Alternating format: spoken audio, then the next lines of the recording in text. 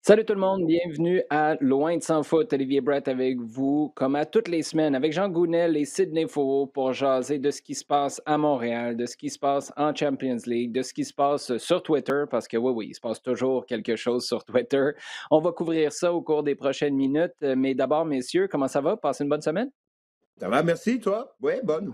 Très bien, merci. Euh, oui, passez une bonne semaine entre aller acheter une échelle au Renault Dépôt, voir comment ça se passe au centre d'entraînement, au complexe Marie-Victorin, en fait, parce que pour la première fois en un an, Sid, je pense que toi, tu as ton billet pour y aller demain à l'entraînement du CF Montréal. J'y suis allé mardi.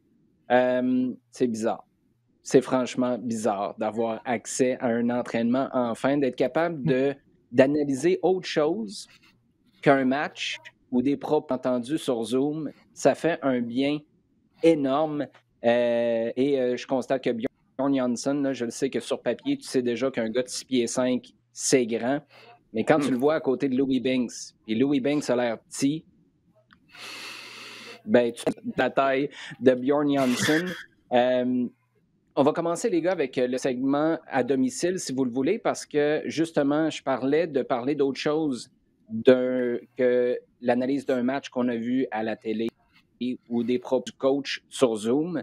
Une des belles réussites, j'ai l'impression, de la dernière semaine au CF Montréal, c'est qu'on a confirmé que les adjoints de Wilfrid Nancy, contrairement à ceux de Thierry Henry, contrairement à ceux de Rémi Garde, auront la possibilité de parler aux médias, de contribuer à raconter l'histoire de l'équipe. À la radio, mercredi soir, j'ai eu la chance de parler avec Rémi Vercoute, mais la semaine a commencé, Sid, avec Jules Guéguen, le préparateur physique qui nous a partagé la réalité d'un préparateur physique à ce temps-ci de l'année, et c'est très complexe. Ma question pour toi, as-tu retenu tous les chiffres que Jules nous a partagés? C'est vrai qu'il y a eu beaucoup de chiffres. C'était vraiment un exercice intéressant. Il a été très généreux.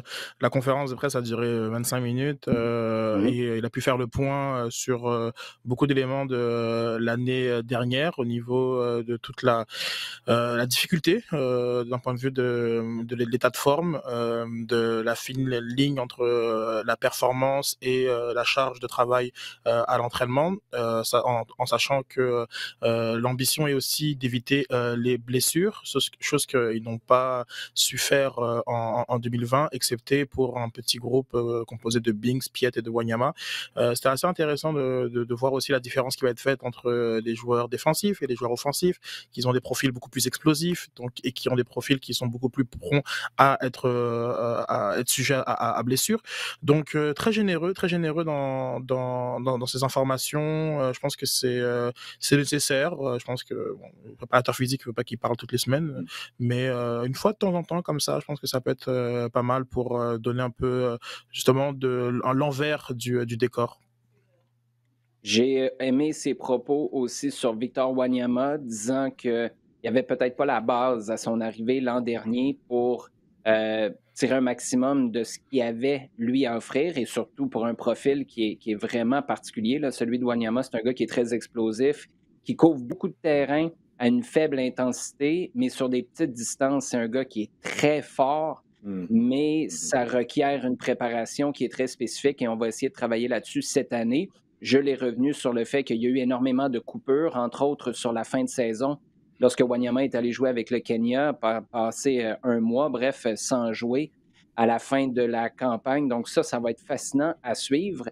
Et ce qu'on a retenu aussi, Jean, c'est qu'on a posé la question par rapport aux blessures, comme Sid le disait, et inévitablement, la question de la rotation d'effectifs fait surface parce que tu as la préparation, ça, c'est ce que tu fais au début de la saison, c'est ce que tu fais au quotidien entre les matchs, mais après, il y a les matchs en tant que tels. Et c'est là où tu as toujours une dynamique intéressante qui s'installe entre le personnel médical ou les préparateurs physiques et les décideurs de ce qui se passe sur le terrain, en l'occurrence l'entraîneur. Et d'entendre Jules Guéguen dire l'an dernier, il n'a pas voulu revenir sur ce qui s'est passé en 2020, on le comprend, mais moi, mon travail, c'est d'offrir ma perspective et après, je suis là en soutien à l'entraîneur. Là où tu frappes un problème, je ne suis pas en train de dire que c'était le cas avec Henry, mais quand tu entends un préparateur physique dire ça, tu vois, tu peux avoir des discussions qui deviennent assez corsées, merci, en cours de saison, surtout quand vient le temps de parler de tes joueurs qui sont top, mais qui sont peut-être surutilisés dans un contexte où tu as besoin d'aller chercher des résultats. Et là, tu as le préparateur physique qui dit l'élastique, arrête de tirer dessus. Puis tu as le coach qui dit ah ouais, donc, juste un autre match. Il n'arrivera rien. Ça fait 6 mois qu'il ne se passe rien. Regarde, imagine, d'accord, tu viens de mettre parfaitement la table là, Olivier.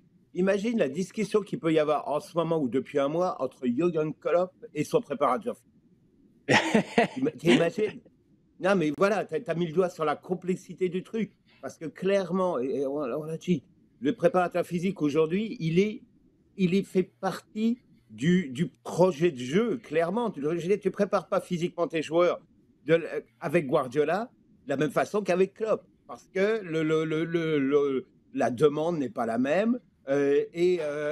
Clairement, tu vas travailler sur certains aspects et tu vas demander certaines choses plus particulières d'un côté ou de l'autre. Ton préparateur physique va t'aider si tu fais il est là parce que tu veux jouer avec un pressing super intense ou au contraire un jeu de possession où là tu vas travailler beaucoup plus les plages de récupération d'une autre façon, etc. Donc ton préparateur physique rentre dans ton tactique, clairement.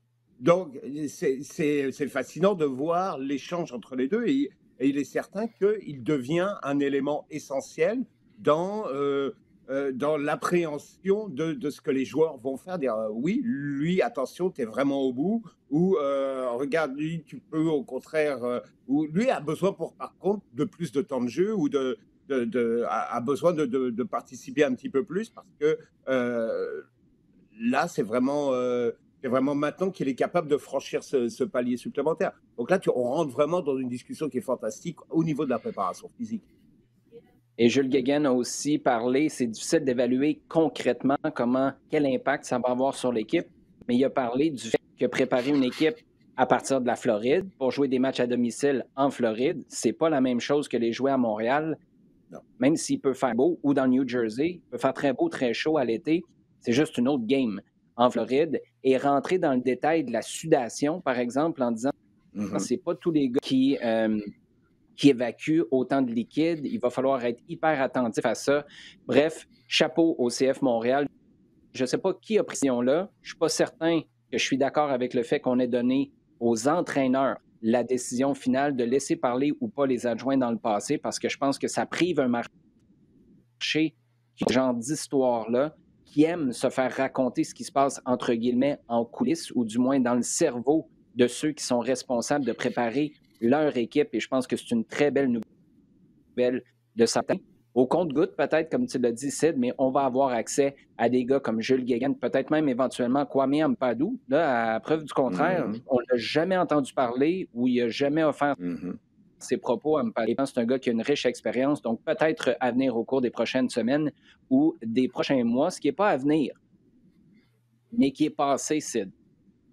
C'est Thierry Henry qui est tout d'un coup, depuis son arrivée en Angleterre, c'est comme plus facile d'avoir un sourire, puis d'avoir des commentaires, puis d'avoir de l'information, même information sur ce qui se passait à Montréal, ce qui se passait, entre autres, dans sa tête à Montréal, quand il y avait à répondre des questions sur Zoom après un match. Qu'est-ce que tu as pensé des propos de Thierry Henry sur Sky Sports au cours des derniers jours?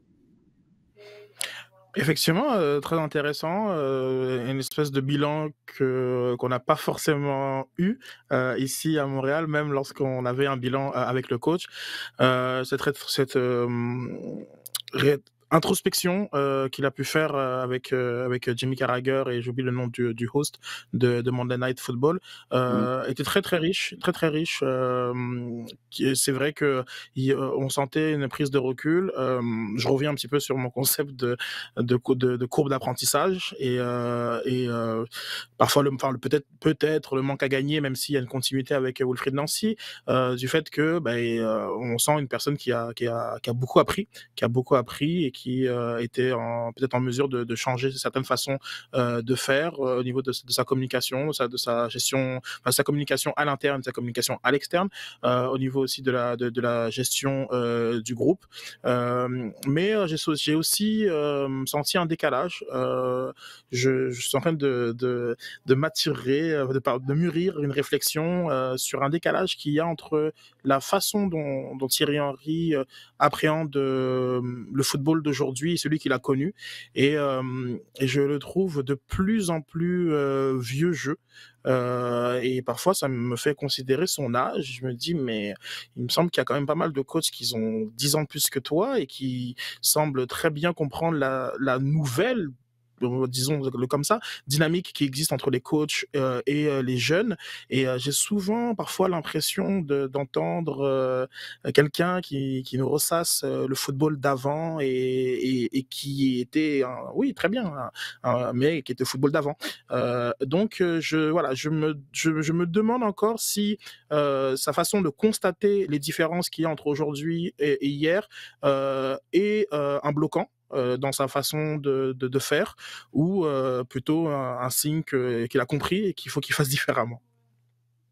Ouais, moi, ce que je comprends de tes propos, c'est que Thierry Henry a quoi, 43, 44 ans, mais c'est un coach qui a 43, 44, il s'en va sur 65. Là. On a l'impression que c'est plus ce genre de génération-là. C'est pas un gars de 43, 44 qui veut s'entourer de gars de 19, 20 ans qui sont des whiz kids de la préparation ou de la réflexion sur le foot d'aujourd'hui. Et juste un petit bémol, Sid, sur la maturité qui s'installe, la courbe d'apprentissage. Petite anecdote. Le jour où Thierry Henry a été dévoilé au public et aux médias montréalais, il a fait le tour des différents médias. Il est venu faire un tour sur le plateau de l'antichambre et moi, je lui ai parlé de son expérience à Sky Sports et il m'avait dit à ce moment-là, mon expérience à Sky, ça a été tellement riche parce que ça m'a permis de mieux comprendre votre réalité, celle des médias. Et là, j'ai un meilleur équilibre entre ce que ça demande d'un point de vue sportif du côté du club et ce que vous cherchez. Et ça m'a beaucoup aidé là-dedans. Tu l'as-tu senti, ça, en 2020? Je peux pas repartir le débat sur les circonstances qui font en Non, sorte mais que je trouve que non, c'est délicat de demander la même chose dans des circonstances qui sont complètement différentes, mais non, peut-être je que le ça aurait été comprends. pire. Peut-être que ça aurait été pire Mais s'il il y avait a pas un, cette expérience. Un peu comme Mourinho, par exemple. Un peu comme Mourinho là qui, où heu ouais, mais Mourinho, en fait, Mourinho, c'est la jouer, la game. Il donne des bonbons une fois de temps en temps, puis après ça, il donne une claque en arrière de la tête aussi. On a eu des claques en arrière de la tête, on n'a pas eu beaucoup de bonbons l'année passée. C'est le constat que je fais. Moi, là, je suis très, très conscient que Thierry Henry, quand il s'en va sur Sky Sports, il est un panéliste, il n'est pas un coach. C'est deux univers qui sont complètement différents et je comprends que tu n'es pas tout à fait la même personne. Ça ne peut pas être Jekyll and Hyde, par exemple. Tu peux pas avoir une personnalité carrément splittée en deux où d'un côté, tu es riche, tu es rempli d'introspection, tu es généreux, puis de l'autre, tu es bête, tu es fermé, tu es dans la confrontation. C'est là où ça prend un juste milieu plus important. Je réussis toujours à expliquer pourquoi c'était à ce point-là distant en 2020. Et moi, ça va toujours rester un rendez-vous manqué. Est-ce que c'est la responsabilité de Thierry Henry? Pas nécessairement. Peut-être que l'organisation lui a pas dit hey, c'est pas comme ça que ça fonctionne. Tu peux pas traiter ça comme l'Inter Milan où il doit passer une fois par semaine, puis ils vont juste te juger sur ce qui se passe sur le terrain. Puis la couverture, de toute façon, est tellement importante que c'est plus la gestion de l'effectif, quelques commentaires des joueurs, puis les matchs qui vont nous permettre d'avoir une couverture adéquate. C'est pas le cas à Montréal, puis c'est peut-être un échec de l'organisation, mais ça reste pour moi Non. un rendez-vous manqué. Non, je pense que Jean? quelque part, ouais, je pense que quelque part, c'est avec l'entraîneur lui-même que ça cloche. Et il l'a dit dans l'entretien, il le dit, il dit: «Regarde, il y a un moment où, à quoi tu penses? Tu es à shoot, le match vient de se terminer, il y a quelques minutes, tu es à shoot, tu es déjà tu as à peine commencé ton débrief toi-même, ton analyse. Tu peux très bien, quand tu es pris comme ça sur une question, être un peu cassant, mal réagir. Ça déjà, il a un petit peu amené la table pour expliquer ça. D'autre part, il t'explique que dans le vestiaire, dans les 5 minutes qu'on suivi le match, les gars sont sur leur téléphone et sont tout de suite en train de voir les premiers commentaires de l'entraîneur pour voir s'il va les casser ou s'il va dire qu'un tel a bien joué et tout. Donc il y a déjà, dans les 2 minutes qu'on suivit, tout de suite après la fin du match, si tu veux, il y a déjà tout un jeu, hein, un jeu relationnel entre l'entraîneur et les médias, entre l'entraîneur et ses propres joueurs à travers les conférences de presse, etc. Il raconte un petit peu ça. Donc tu vois très bien que dans sa réaction, dans sa façon dont il a traité un petit peu, dont il a été présent avec les médias pendant l'année 2020, tu vois très bien qu'il y a cette réflexion qui petit à petit a avancé. Je pense que quelque part, il a eu de la difficulté à gérer les 2. Je crois que je ne pense pas que ça vienne tu sais, d'être briefé ou pas briefé par la communication du club. Mais vous savez, les gars, moi, dans le fond, ce qui vient vraiment me chercher, puis Sid, moi, ça ne me dérange pas de trahir qu'on a eu certaines conversations off the record l'année passée où je t'ai partagé quelques réflexions en cours d'année. Il y en a une, puis je pense que c'est la première fois que je le dis en ondes comme ça. Il y a plusieurs moments l'année passée où je me suis dit, c'est dangereux pour la couverture du soccer au Québec. Et pas il est dangereux, Thierry Henry, mais la dynamique qui s'installe est dangereuse. Je reviens, et là, il n'y a personne qui va me parler de pandémie parce que le premier exemple qu'on voit qui filme une question, et là, dans ce cas-là, c'est arrivé à plein d'autres personnes, là, mais étant donné que les deux, on est impliqués là-dedans, je pense que c'est le meilleur exemple à donner. Quand moi, je pose une question qui est très, très, très soccer à Thierry Henry au stade olympique, c'était sur Amar Sejdic, puis une décision, c'était pas Hey, pourquoi tu n'as pas fait le changement? Pourquoi un tel, tu ne l'as pas fait commencer? C'était une question sur Amar Sejdic qui avait pris la décision d'attaquer trop rapidement pendant un entraînement, puis il s'était fait ramasser par Andy. Tu mènes 1-0, attends, fais tourner le ballon, fais sortir l'adversaire, et après, tu sentiras le moment où il y a un déséquilibre chez l'adversaire, et là, tu vas pouvoir y aller. Pour moi, mon cerveau d'analyste, là, écoute, c'est comme un arbre de Noël à ce moment-là. J'ai le goût d'en parler davantage, j'ai le goût de pousser. J'avais posé cette question-là à Thierry Henry, à savoir, est-ce que quand tu prends un groupe, le plus difficile, c'est de te mettre sur la même longueur d'onde pour savoir quand on y va, quand on n'y va pas, déjà avec des nouveaux joueurs, mais surtout avec des nouveaux joueurs qui ont peut-être moins d'expérience, comme Amar Sejdic. Dans une prise de bec où Henry me disait ben, les meilleurs joueurs touchent au ballon 3 minutes dans un match. Le reste du temps, pendant 87 minutes, ils font quoi?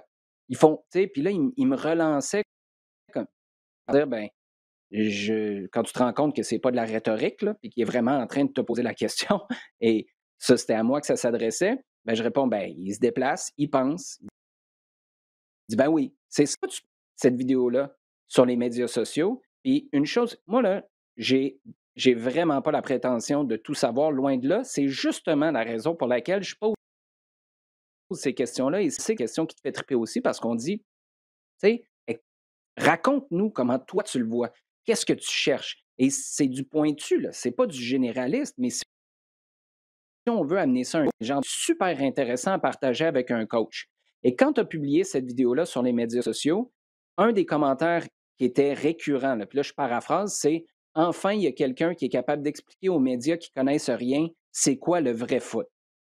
À partir de ce moment-là, et moi j'ai eu un gros problème parce que après, dans l'entourage du club, il y avait entendu là de ben Henri, il vous ramasse peut-être ou il vous donne pas de jus parce que vos questions sont pourries. Encore, je paraphrase. Mais là, tu entends qu'il débarque à Sky Sports puis qui dit les questions, je paraphrase pour la 52e fois en 43 secondes, mais vous comprenez que je veux juste donner le bon contexte. Il débarque à Sky Sports puis il dit il n'était pas pourri les questions. Il était tellement sur le clou que moi, ça me mettait mal à l'aise dans ma chaise, puis il faut que tu penses vite. Puis là, parce que ce qu'il a dit, c'est quand tu sais que tu as fait une erreur et que tu te fais demander Yeah. pourquoi vous avez joué à 3, hey, il est en train de dire vous étiez sur le clou. Et après ça, nous, on se faisait. Tu sais, la qualité des questions, c'est pas extraordinaire. C'est pas parce que tu as quelqu'un d'exceptionnel. Et Thierry Henry l'est, l'a été et va toujours l'être. Mais c'est pas parce que tu as quelqu'un qui débarque que nous, tout d'un coup, Québécois que nous sommes, puis je rentre tout le monde qui est à la couverture du club, on connaît rien. Nous, on ne sait pas de quoi on parle ou on pose des mauvaises questions. Ça, j'accepte pas ça. Puis je pense que Ça a plus à voir avec ça qu'avec Thierry Henry, le fait que ça mérite au plus haut point parce que l'an dernier, pendant que lui, ça ne tentait pas, on a essayé de nous faire croire que notre travail n'était pas à la hauteur d'un gars comme Thierry Henry. Puis ça, moi, jamais, jamais. On travaille beaucoup trop fort pour accepter qu'on mine la crédibilité. On n'est pas tous au même niveau, j'en conviens. On n'a pas tous la même mission, j'en conviens. Mais qu'on vienne miner la crédibilité de nos chances, de notre travail puis de notre rigueur, ça, les gars, moi, j'accepte pas ça, mais pas 2 cents. Avez-vous quelque chose à ajouter là-dessus? Là, je suis parti sur une dérape monumentale. Non, écoute, ça me fait penser qu'on en a discuté, on était encore en studio. À l'époque, on a eu justement une réflexion suite à ce moment-là, finalement qui était plus important qu'on le croyait à l'époque, où il y avait toujours cette friction entre l'idée d'éduquer, l'idée de se justifier et l'idée de charmer et différentes casquettes que peut porter un coach à différents moments lorsqu'il est interrogé par les médias. Effectivement, on aurait peut-être aimé qu'il soit autre chose, peut-être pour le besoin de la cause Impact de Montréal et pour le besoin de la cause soccer.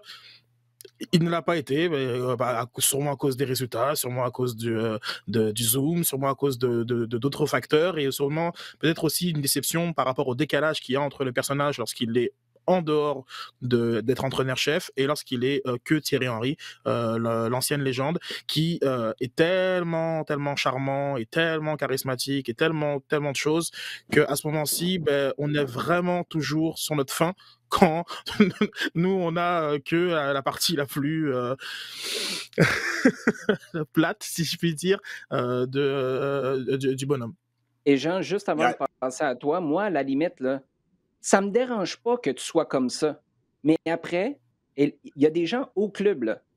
Faites-nous pas sentir responsables de ça.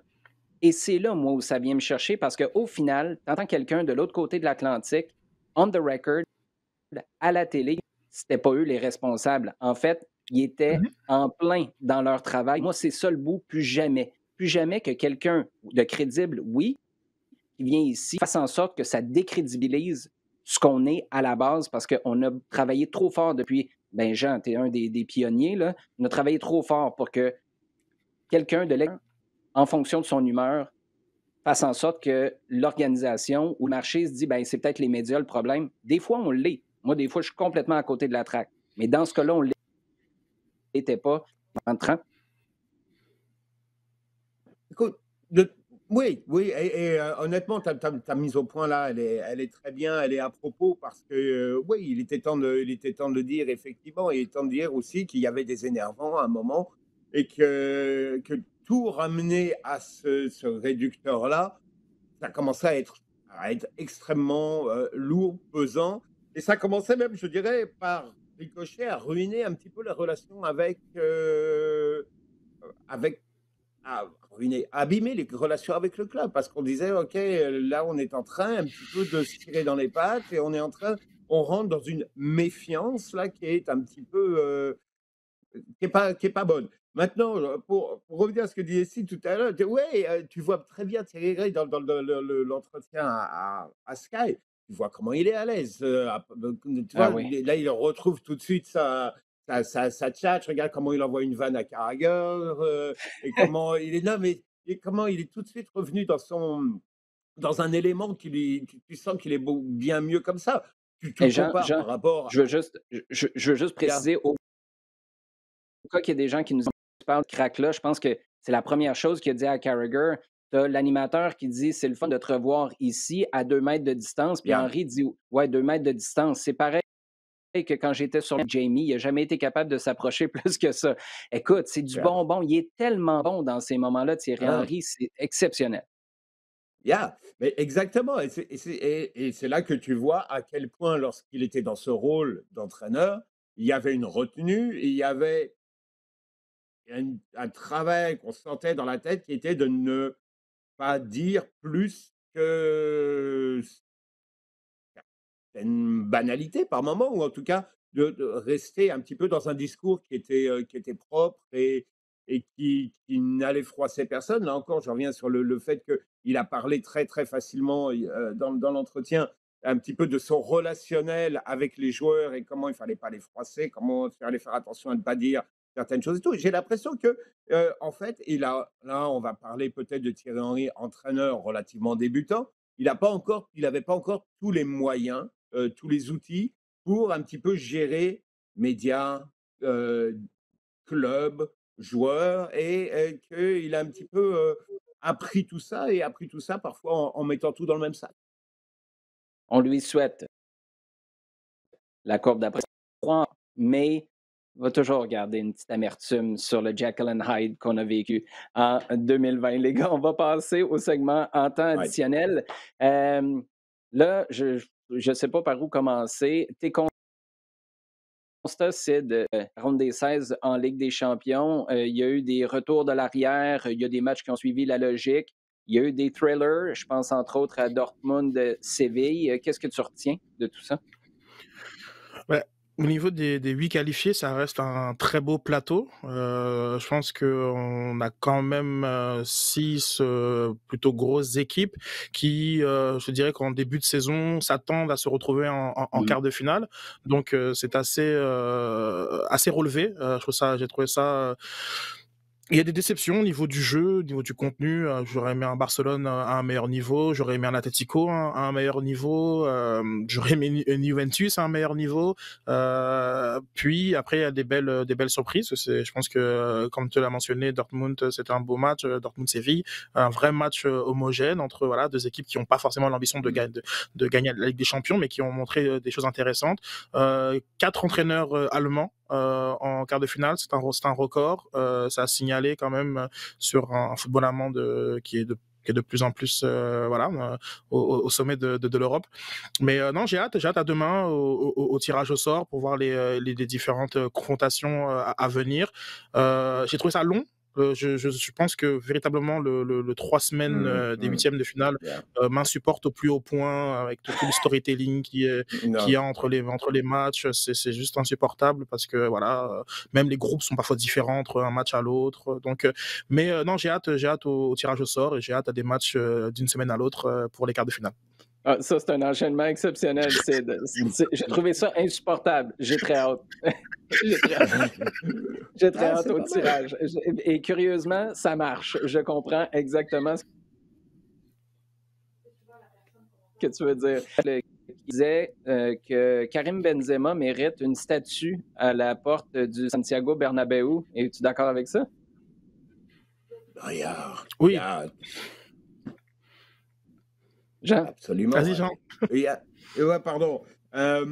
Ouais, bah écoute, là, depuis un an et demi, à chaque fois qu'on dit ouais, Zidane, ça va pas trop bien, il est un peu chaud pour lui au Real, il y a des problèmes, est-ce qu'il va finir la semaine, est-ce qu'il va finir le mois?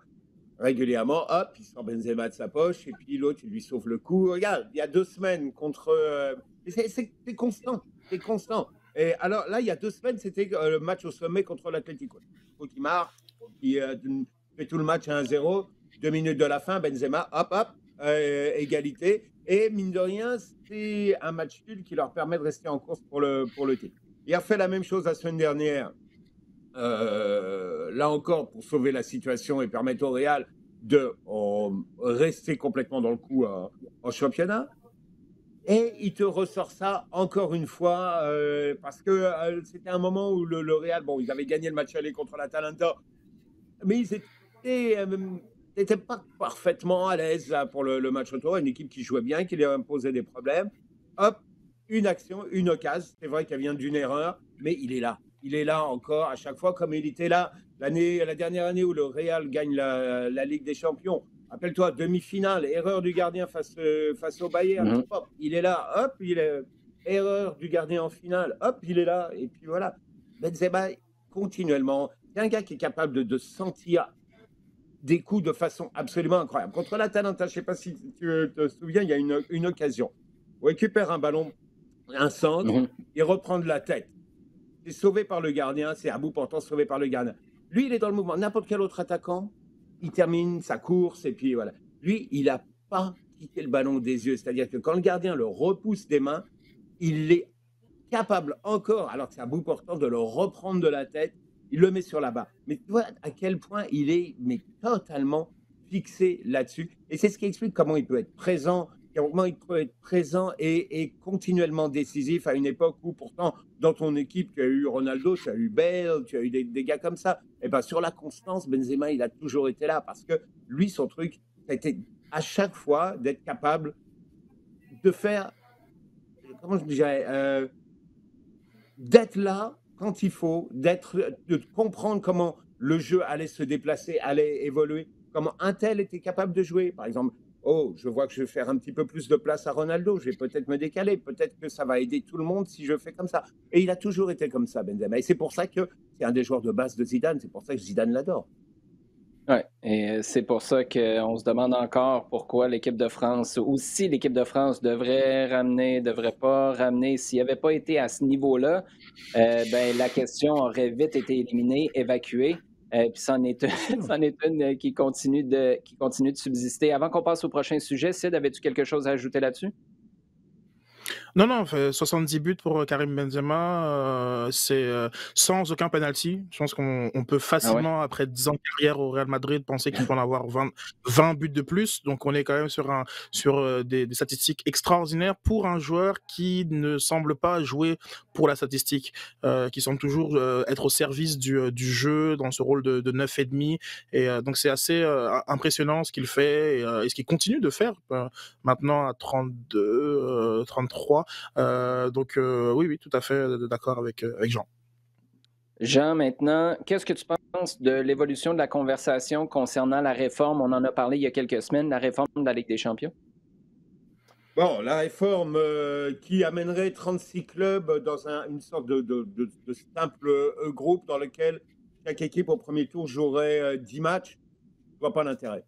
Honnêtement, je suis le discours et je suis même énormément tout le discours parallèle qu'il peut y avoir sur la création d'une Super League. Et même là, je serais encore capable de trouver un certain nombre, en tout cas, je serais capable de rentrer dans la discussion et de dire, ouais, il y a peut-être du positif là-dedans. Là, la formule telle qu'on veut nous la présenter là, telle qu'on veut la mettre à partir de 2024 et donc qui va être décidée dans les jours qui viennent, m'intéresse pas vraiment, en tout cas pas plus que ce qu'il y a actuellement, parce que on me dit oui, c'est pour éviter trop de matchs qui servent à rien au premier tour. Là, tu vas en faire encore plus. Clairement, tu vas avoir encore plus de matchs qui n'auront pas beaucoup d'intérêt. Je ne vois pas, même si il y a un enjeu, parce qu'on va parler de 16 clubs, donc un groupe unique de 36. Tout le monde joue 10 matchs selon un système, bon, on l'appelle un système suisse, mais tu vas jouer 10 matchs de façon à ce que ce soit réparti, disons, à peu près de la même façon pour tout le monde. À la fin, tu fais ton classement. Les 16 premiers vont aller.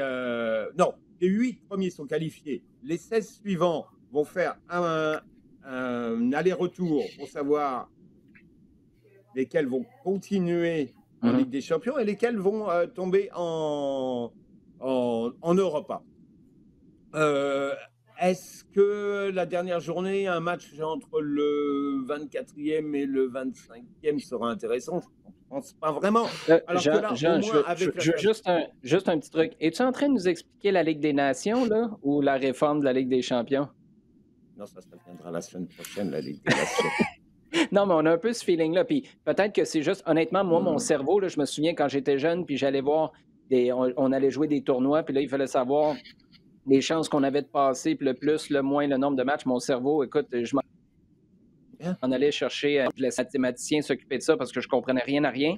Mais, hey, si tu vas pour une réforme comme ça, juste l'expliquer. Parce qu'au final, ce que tu veux, c'est d'aller chercher un nouveau marché, faire des revenus supplémentaires. Mais il faut que les gens soient capables d'envelopper leur cerveau autour de cette réalité-là. Ce que tu nous expliques, on le comprend, ça se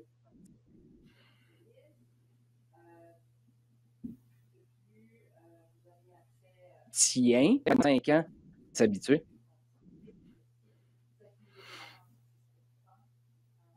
Excuse-moi, Olivier, je t'ai perdu un petit peu. Est-ce que Ben, c'est comment arriver à présenter ce projet-là à un nouveau marché que tu vas aller chercher sans que ça prenne 5 ou 6 ans à t'habituer et à comprendre ça? Parce que la Ligue des Nations, ça fait déjà une couple d'années, là. Il n'y a personne qui a compris ce qui se passe encore. Non, non, mais c'est pas possible. C'est comme le X. Quand c'est mal fait, c'est pas possible à être expliqué. Et puis Jean a fait un très très bon effort de-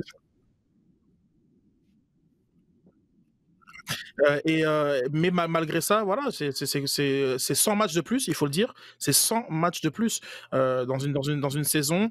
On parle de 24 équipes sur 36 qui sont encore qualifiées. C'est beaucoup trop il y a beaucoup moins d'enjeux au final. Il y a aussi toujours ce fameux reversement dans l'Europa League qui dessert la compétition, même si je comprends la logique, mais qui dessert la compétition, enfin le prestige de cette compétition. Donc il y a beaucoup de choses qui ne vont pas du tout et qui malheureusement vient dans cette logique. Et je pense que tu fais très bien de mentionner la Ligue des Nations, de ces nouvelles compétitions qui viennent adresser un problème avec des mauvaises solutions et qui au final perd tout intérêt au niveau du public. Bon, on a connu, Sid, au Québec, les fusions municipales. Là, on est en train de mettre les fusions de championnats. La plus récente tentative, là, ce serait entre les championnats néerlandais et championnats belges. Qu'est-ce que tu penses de ça? On comprend que tu veux relever le niveau. Tu veux peut-être rendre ça plus attrayant pour les droits de télé. Tu peux aussi aller chercher des joueurs de meilleur calibre si Yeah. ton championnat est rehaussé. Qu'est-ce que tu vois se dérouler avec ça? Est-ce que tu ne trouves pas que tu es un peu en train de délaisser l'ADN que tu avais à la base aussi? Écoute, au début, j'étais assez surpris de voir que la Jupiler League et l'Eredivisie souhaitaient fusionner. Mais en lisant l'ensemble des commentaires, il y avait quand même énormément de satisfaction ou de points positifs qui sont effectivement liés au niveau global du championnat. C'est certain que tout d'un coup, tu as Rotterdam, tu as le PSV, tu as l'Ajax, t'as Bruges, tu as Genk, tu as Anderlecht. Et tout d'un coup, ça te fait un Voilà. championnat un sixième championnat comme qui va compétitionner avec la Ligue 1 et la Ligue portugaise pour ce spot. Ça fait des droits télé qui seront sûrement plus grands. Ça fait un niveau de jeu aussi et comme on disait tantôt plus élevé.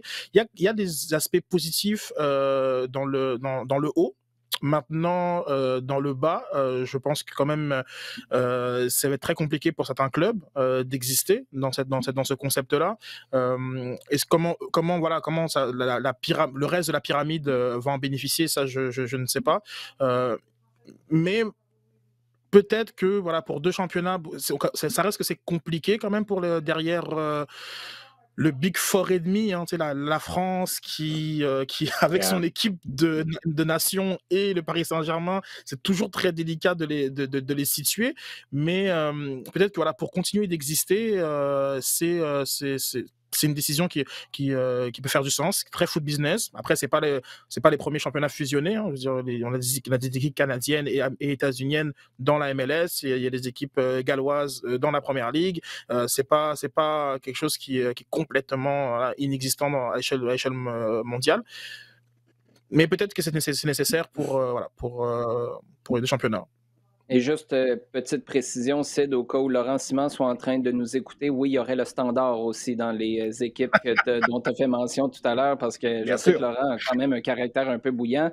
Et si tu es pour parler de Anderlecht, puis tu n'es pas pour parler du standard, j'ai l'impression qu'on va se faire envoyer une tape sur les doigts, Yeah. ne serait-ce que sur Twitter. Donc voilà, c'est fait. Ça fait plaisir, Laurent. Sid en parlait, Jean, il y a un championnat qui est et canadien et américain avec la MLS. On pouvait mettre la USL aussi à l'époque là-dedans, mais ça nous faut aussi repenser au projet de Don Garber, de Samex. Ouais.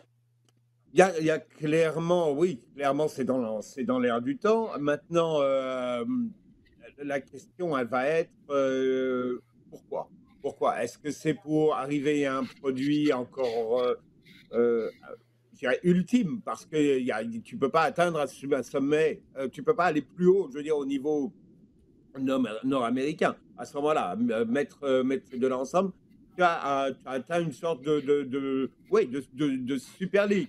Alors que, par exemple, l'exemple de Pays-Bas, Belgique, qui était dans l'air, ça fait longtemps que c'est dans l'air, hein, mais là, qui semble un peu plus concret, et clairement pour franchir le palier nécessaire pour arriver au niveau disons, des principaux, des plus importants. Là, clairement, MLS, Liga MX, c'est pour avoir, non pas arriver à quelque chose, parce qu'on est déjà au sommet, mais disons, faire le maximum au niveau des droits de retransmission. Et c'est clairement, ce serait clairement un élément archi-dominant et capable de contrôler sensiblement tout le flux économique du football en Amérique du Nord.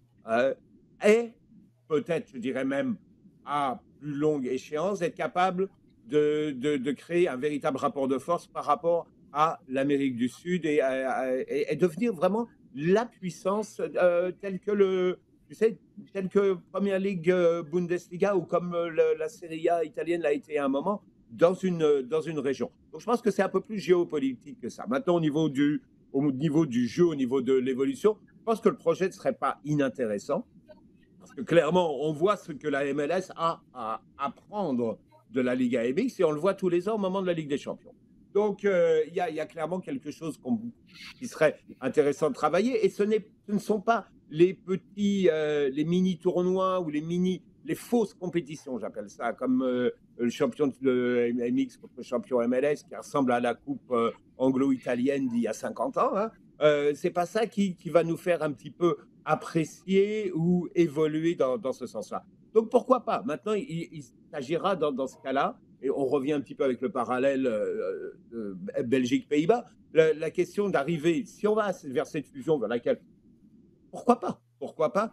Ce sera prendre soin des clubs qui risquent d'être laissés en arrière. Et là, parce que tu tires pas c'est pas vrai ça, tu tires pas la pyramide ou tu tires pas le lot vers le haut. Au contraire, tu crées une sorte d'élastique là, et ça tire dans les deux sens et ça casse. Donc, le plus important, c'est de faire attention que ça ne casse pas et que tu ne perds pas des clubs en route. On passe à nos sujets chauds. Les gars, 3 questions qui nous ont été posées sur Twitter. On commence avec toi, Sid, avec la question posée par Thomas Villeneuve avec le hashtag LDSF. Est-ce que Thomas Tuchel est en train de va nous faire une Di Matteo avec Chelsea en remportant la Ligue des Champions? Et il est encore à beaucoup d'étapes avant de remporter la Ligue des Champions, mais je pense que ce qu'il fait est assez remarquable. On est sur 15 matchs invaincus.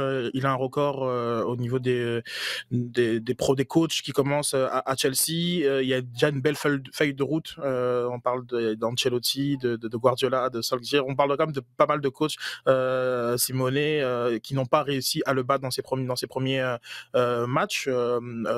Klopp aussi. Donc non, il fait très bien, il faut le reconnaître. Jean, on a parlé des recettes de son succès, et il a réussi à remettre les leaders au centre du projet, une meilleure assise défensive, Mendy aussi qui connaît une saison extraordinaire. La Ligue des Champions, je te dirais qu'on verra demain si il est dans la partie faible du tableau, ce qui est possible. S'il tombe sur un Porto ou un Dortmund qui sont largement à leur portée, c'est clair que voilà, on peut y penser, mais je pense qu'on est encore loin.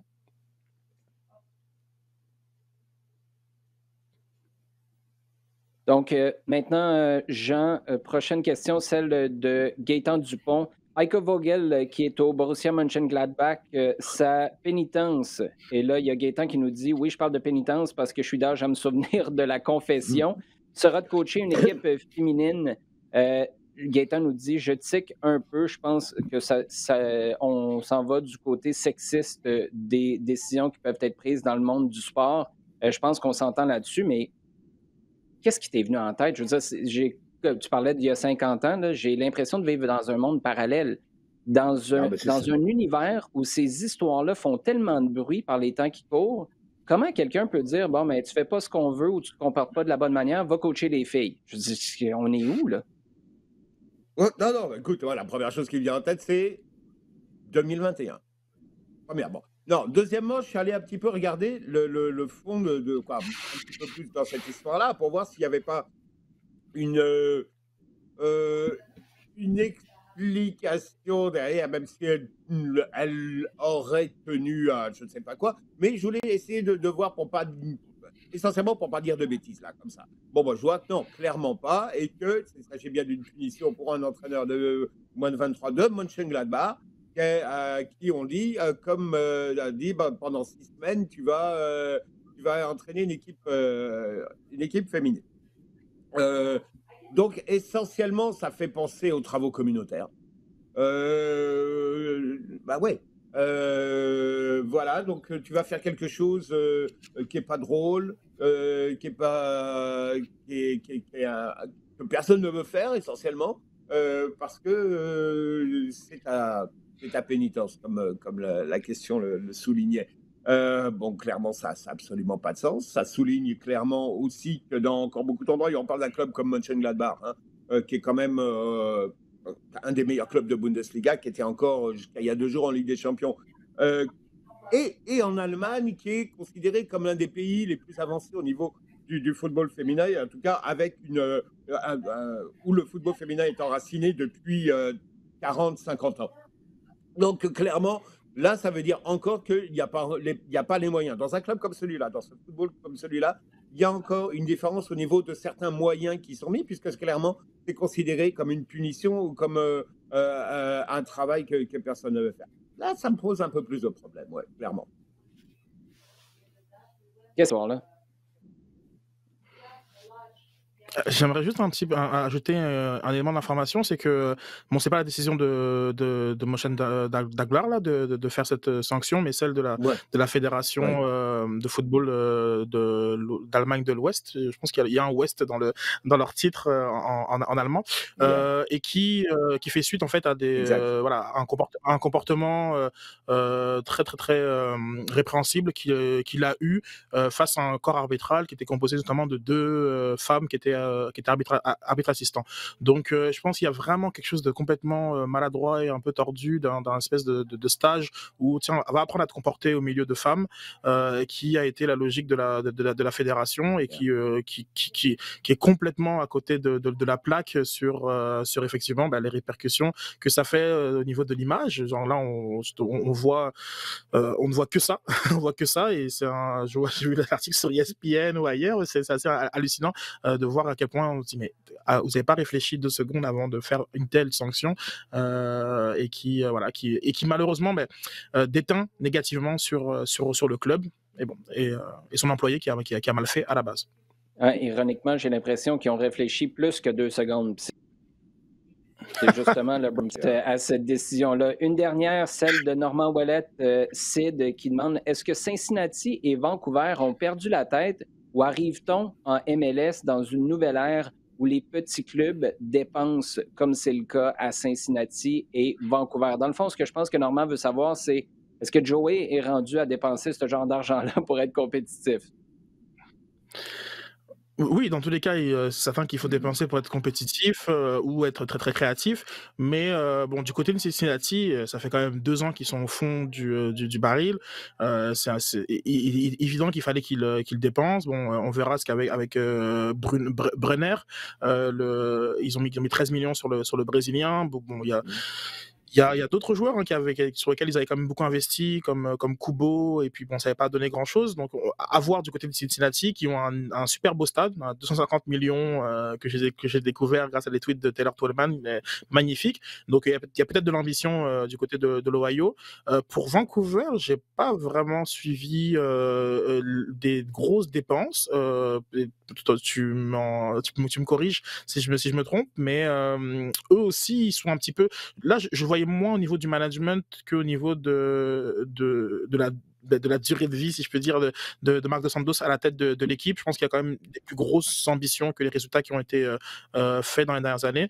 Mais bon, c'est délicat un peu la MLS, hein. On peut être un petit club, un club qui performe pas très bien, mais on n'a pas le spectre de la relégation. C'est bien que des propriétaires et et des directeurs sportifs continuent à vouloir dépenser pareil pour exister, même s'ils n'ont pas cette pression-là qui les forcerait en fait de facto à vouloir sortir de la mouise.